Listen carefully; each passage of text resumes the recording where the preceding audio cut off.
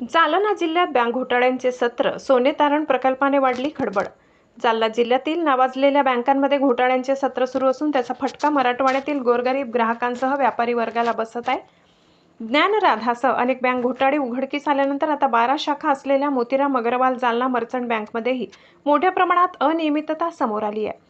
जालना येथे वेअरहाऊसमध्ये प्रत्यक्ष माल न ठेवता संबंधित अधिकाऱ्यांच्या संगनमताने कोट्यावधी रुपयांचा घोटाळा केल्याचा आरोप असून या प्रकरणी आर्थिक गुन्हे अन्वेषण विभाग जालना यांनी गुन्हा दाखल करून एका वरिष्ठ अधिकाऱ्याला अटक केली आहे। त्यानंतर त्याची तुरुंगात रवानगी करण्यात आली। या पार्श्वभूमीवर आता अंबड शाखेमध्ये आणखी एक धक्कादायक प्रकार समोर आलाय। सोने तारण ठेवलेल्या सुमारे 20 ग्राहकांचे सोने गायब झाल्याचे उघडकीस आले। याबाबत काही ग्राहकांनी अखिल भारतीय ग्राहक पंचायतीचे जिल्हाध्यक्ष तसेच ग्राहक संरक्षण परिषद जालना येथील अशासकीय सदस्य डॉक्टर रमेश तारगे याच्याकडे तक्रारी केल्या होत्या।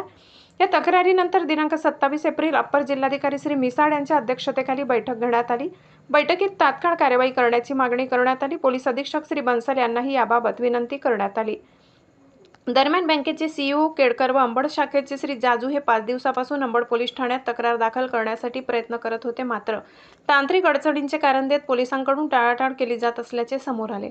अखेर दिनांक 29 एप्रिल रोजी पोलीस उपनिरीक्षक नरवडे यांनी सोने तारण ठेवलेल्या ग्राहकांचे जबाब नोंदवण्यास सुरुवात केली।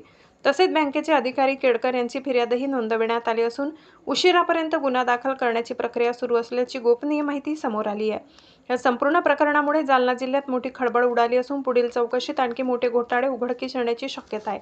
माधव न्यूज महाराष्ट्र संपादक सुरेश पोटे। इतकंच अशा आणखी महत्त्वाच्या बातम्या पाहण्यासाठी आमच्यासोबत जोडलेले रहा। आमचा व्हिडिओ लाईक, शेअर आणि चॅनल सबस्क्राईब करायला विसरू नका। धन्यवाद।